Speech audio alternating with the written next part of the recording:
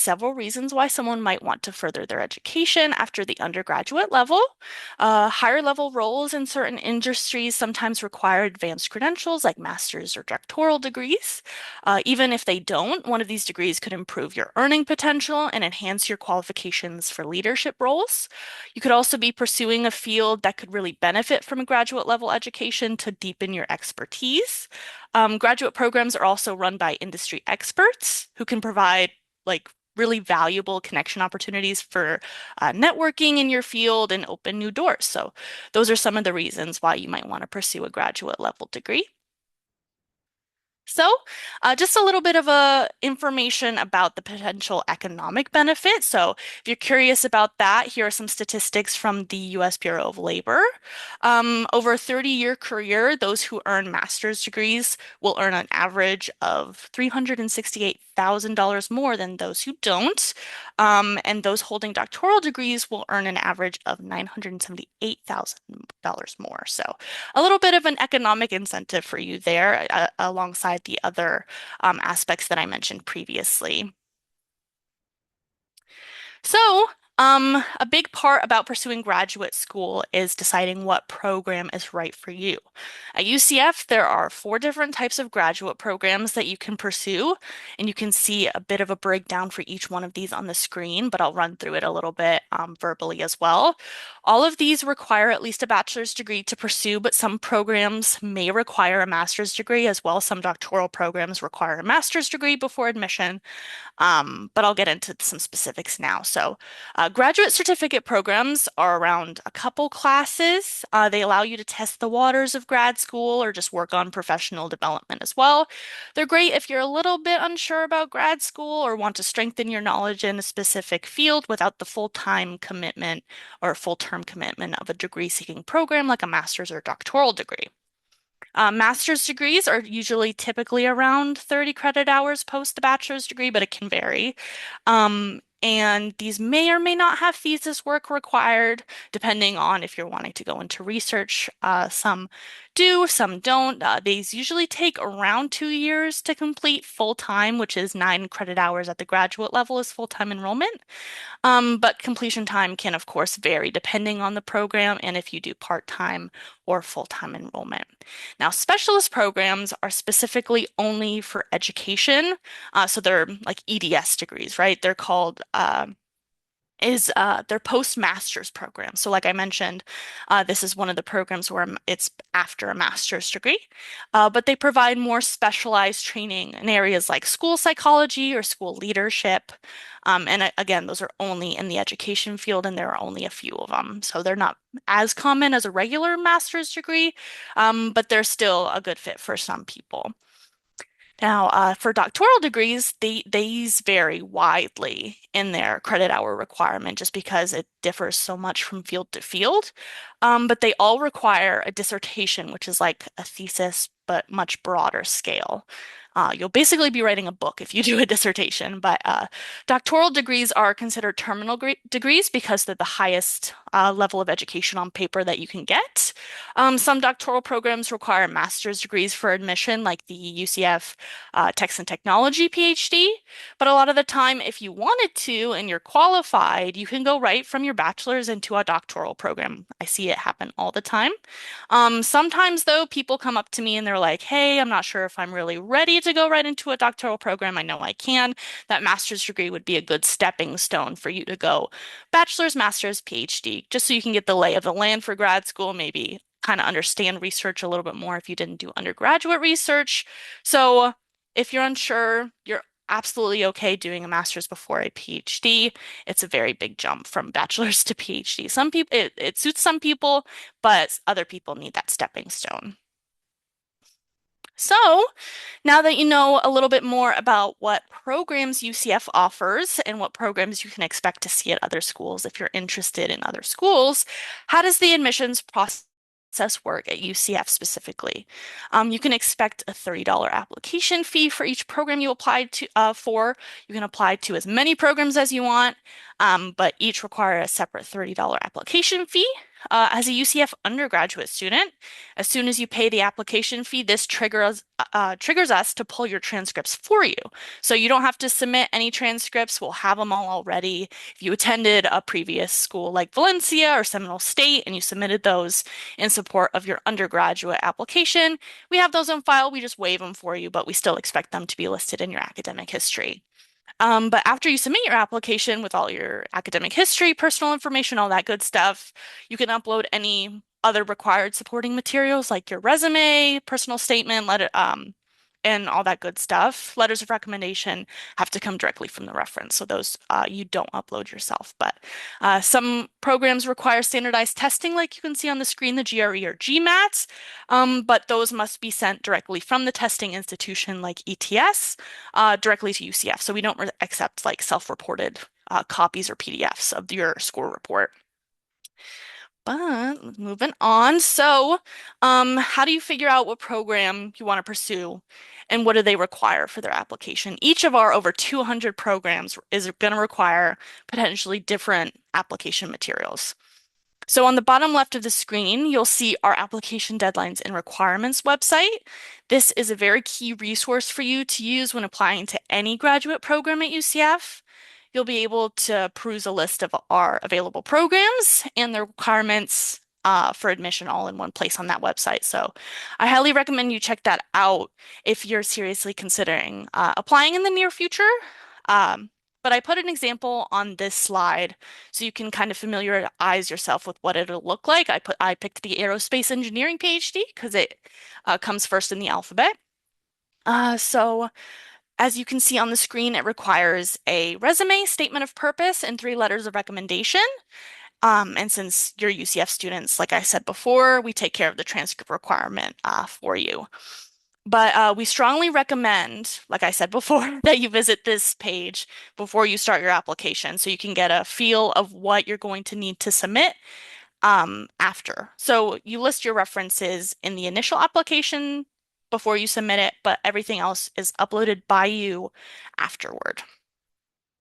Okay, moving on. So, what happens after you choose your program, apply, and send in all the required materials? So, in our office where I work, we calculate your GPA and then move it forward to the program. We do your last 60 credit hours of your GPA. If that falls below a 3.0, we calculate your cumulative. But since you're UCF students, we just pull that right off the transcript. But while we do manage the admissions process, the programs are the ones who are actually making those admissions decisions. So, since UCF functions on rolling admissions, our office can't like provide a timeline for when you'll hear back if you apply. When the program makes their decision, what happens is let's say you apply to the electrical engineering master's program. We calculate your GPA, send it on over to the program director, Dr. Lin. Dr. Lin finalizes that decision and says, hey, I want to admit this person. Then it comes back to me. I make sure everything looks good and you meet all the requirements and everything is all in order. And then I finalize that decision. So once our office finalizes the decision, we're the one who communicates that official decision to you.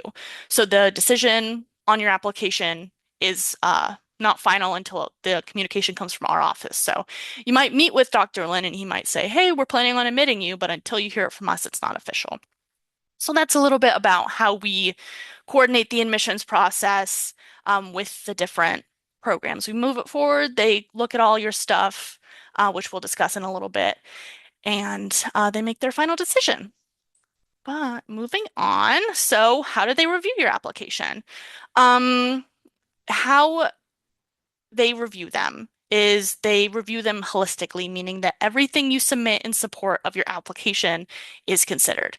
Your GPA, your experience on your resume that you provide, your personality, and your personal statement, all of that is taken into consideration. So if you're worried maybe you have a lower GPA, your strong resume could help maybe balance that out.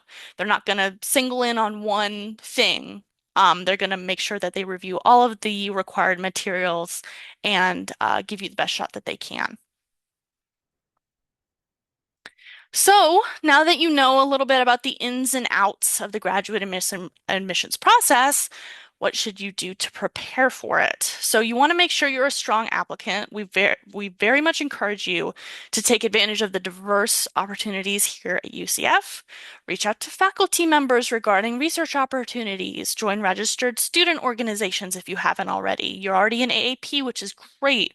Just get really involved in your field, in your community to make sure you're well-rounded, is what we suggest to make sure that your resume and your personal statement um, really sells you to the program like an elevator pitch.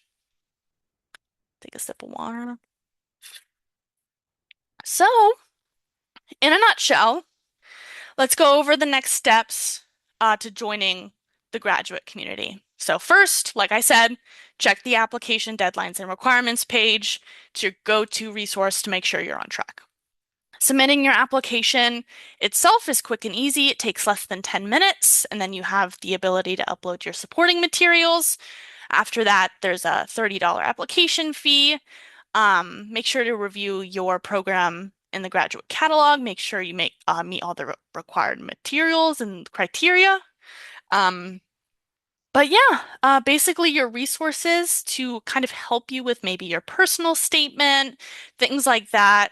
Your resume, career services, I know, has great resume review, like workshops and things that they do. The University Writing Center is really great for helping proofread and give suggestions. Your faculty mentors, are going to be the ones who you want to provide letters of recommendation. So really get involved with your professors and maybe like your employers or supervisors. Really just get involved to make sure that you have all the required materials and qualifications for grad school. So, a little bit about graduate funding. That's not through my specific department. It is within the scope of the College of Graduate Studies. So, if you have any questions about funding, I can refer you to that website on the screen there. But basically, it comes in very different a few different forms. Graduate assistants, like McKenna, are people who work in academic or non-academic departments. They have kind of a part-time job that provides a stipend and tuition waiver. Fellowships are more oriented towards like PhD, even though master's students can absolutely get fellowships. They're more common at the PhD level. Those are more like scholarships where there's not really an expectation that you have like a part-time job or responsibilities like that. So that's just a little bit of a rundown on funding. Again, I highly encourage you to either go to that website on the screen or reach out to the program director of the program you're interested in to see if they have any funding availability and how that works. Because I know in engineering, at least, you have to, for some programs, gain the support of an individual faculty member and have them use your funds to fund you. So it really just depends on the program how funding works out. So I highly recommend you at least reach out to the graduate program director to kind of see how it works. So, if you're ready to start your application, or if you're thinking about it, maybe not, here are the steps that I've kind of verbally talked about but laid out on the screen. Application deadlines and requirements page is going to be your best friend. The graduate catalog is also really great. It shows any necessary prerequisites, the curriculum of the program contact information. So Google UCF graduate catalog, and that is a really great resource that a lot of people don't actually know about. Start and submit your application. It takes less than 10 minutes. And then the final step is paying the $30 fee and uploading your materials. So that's kind of a little bit of the rundown of how the application process works itself. But if you have any questions, you're on campus, you're like, hey, I'm not really sure about this part of my application, stop by. We're in Trevor Colburn Hall, Suite 205A. We accept walk-ins Monday through Friday, 9 to 5. So if you're like, hey, I'm not really sure about something, we're here to answer your questions. We can't answer anything like program related, so we might refer you to the department for those, but anything application related at the graduate level, stop by. We also have our graduate assistantship and fellowship team here as well. And anything about residency at the graduate level, graduate student services, all in this suite, in this office. So if you need anything related to pursuing graduate study at UCF, stop on by. And then right down the hall, if you do eventually become a graduate student, we have Suite 213, which is basically a study area, a collaborative area only for graduate students. So as undergraduate students, you are not allowed in here. But if you do pursue graduate study and become a grad student, I highly recommend stopping by Suite 213. There's a lot of events that they host over there for graduate students, a lot of free food, which is always great.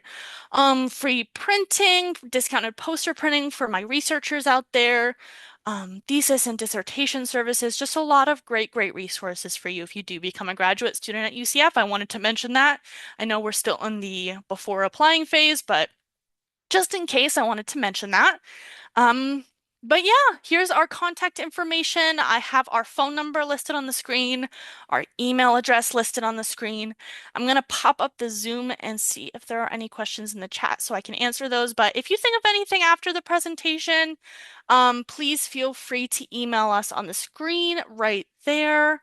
And let me get into the Q&A. All right. Yes, students, feel free to drop questions in the chat, or if you want to raise your hand to ask a question now for the Q&A, please feel free to do so. Thank you. Yes, absolutely.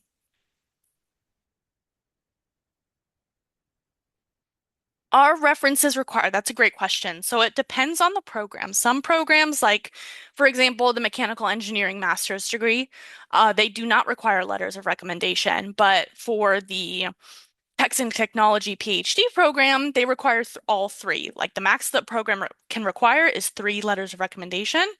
And some require all of them, some require one, two, three.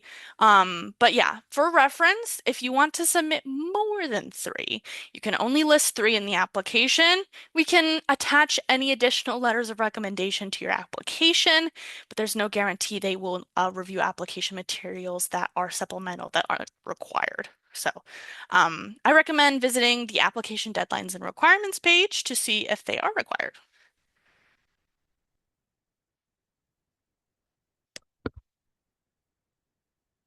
Yeah, of course.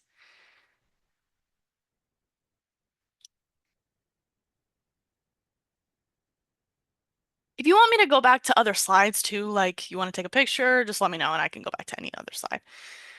Okay, another question. Let's see. How far would you recommend for prospective students to start the application process? For example, program starting for fall. Okay, that's a great question. So for graduate applications at UCF, our applications open a year in advance. So, for example, spring 2027 applications just opened. So, if you're wanting to get a head start, if you're graduating maybe in the fall or the summer, you can start on your application right now if you wanted to. You can submit it right now. You can also potentially even hear back. Since UCF functions on rolling admissions, the program is we've already had some people be admitted for spring 2027. Like some programs are kind of on top of it. So I recommend if you're intending on pursuing graduate study at UCF, it's never too early to start. If the application term is open, like spring 2027 just opened, just start your application, kind of get a feel for the process. You obviously don't have to have your all of your materials submitted and application fee paid and whatever until the deadline. But if you submit it early, there's a chance you can hear back early as well. So it's really up to you if you want to do it the day before and get all your materials submitted the day before. We'll process it just like any other application. But the perk to starting early and submitting your application early is the fact that you could get an admissions decision early as well.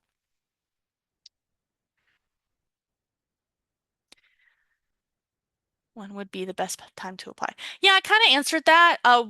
Whenever you think you have the materials that would make your application competitive.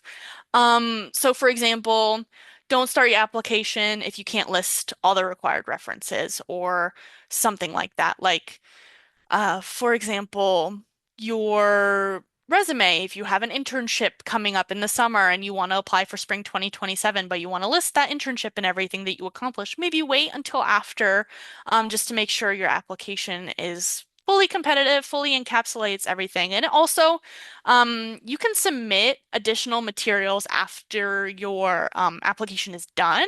We can upload new materials after everything has already been submitted and it's moved forward, as long as an admissions decision has not been rendered. We can add it to the application. We just can't guarantee that new documents would be submitted at that would be reviewed at that point by the program. Like it functions on a bin situation. So like um this is your application. This is the committee review bin where they review your application. If it's in this bin, we can't guarantee that new materials you submit when it's in that bin will be reviewed. So just a little bit on that. How can you respectfully and appropriately ask a faculty member for a potential assistantships position?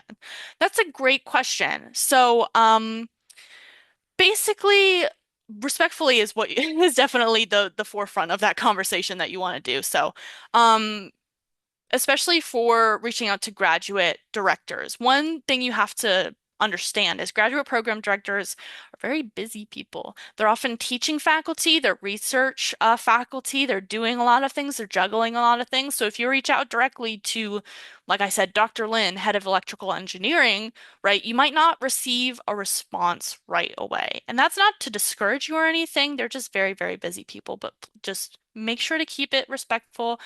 Like, I'm respectfully inquiring about the available assistantship positions in fall of 2026. I wanted to make sure that my application was considered for these assistantship positions. And if you don't hear back within a reasonable amount of time, like a week, feel free to follow up. A respectful follow-up is not gonna hurt you in any way. You can also try and reach out if there's a graduate admissions coordinator within that specific department. Um, those are sometimes listed in the contact for the graduate catalog. A lot of graduate assistantships are also posted on Handshake as well. So, for example, like when I entered my master's program here, I wasn't offered funding through the program, but I found an assistantship through Handshake in my first semester and then had funding after my first semester. So funding isn't just exclusive necessarily to your program. There's a lot of academic and non-academic departments that offer assistantships that you just gotta kind of keep your eye out, keep a lookout for.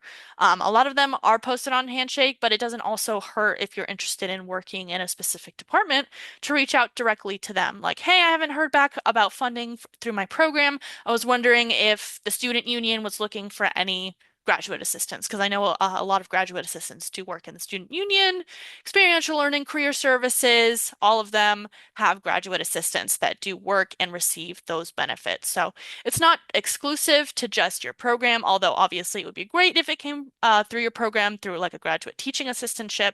Always keep your eye out for other opportunities on campus as well.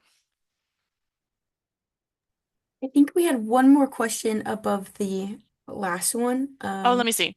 It says, I'm Oh, I'm majoring in. Thank majoring you. in integrative general studies, and I'm not sure if it's an approved degree for grad school.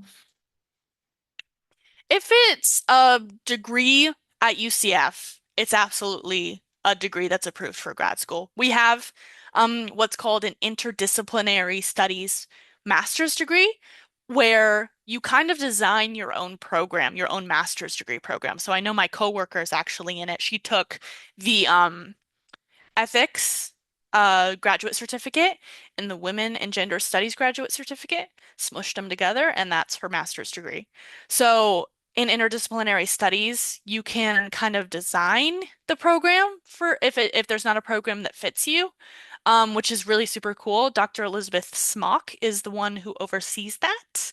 I recommend you reach out to her with any questions about that. But if there's a degree program at UCF that you're currently pursuing, there's absolutely a fit for you at the graduate level, for sure.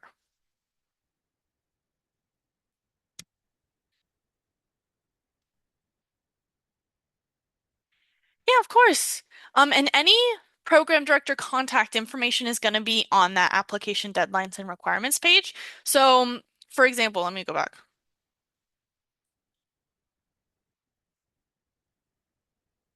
Okay. So, as you can see on the screen, obviously aerospace engineering deadlines, requirements. Right below that, that's not in the screenshot, that's my bad, is the program director's contact information, their direct email. So for aerospace engineering, it would be Dr. Jiwa Gu. So his email would be right underneath that, and you could reach out to him directly. So for interdisciplinary studies, that would be Elizabeth Smock, and you would be able to kind of see her contact information there. Will we be able to get this PowerPoint? I think the session's being recorded, so I think you'll have access to that. I don't think we share our PowerPoints, but I could ask my supervisor if she wants it to be made available to you guys. Yes, this recording will be up on YouTube in a few days, but it will be up within a week from this Wednesday, so you'll be able to see the whole thing again. Perfect. But yeah, let me go back to the contact information. I feel like that's important. But also, you guys know my name on the screen here. My UCF email, if you have any questions, you don't want to reach out to our general inbox, is just chloe.sherwood@ucf.edu. Feel free to contact me personally. I'm able to help with anything admissions related. Let's see here.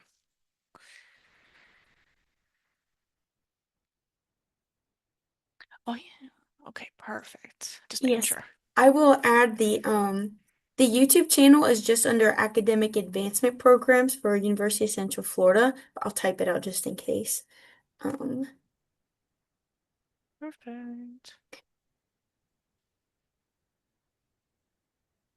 and I can also send the link via email to you guys as well, so you guys have it also once it's uploaded. Nice, perfect.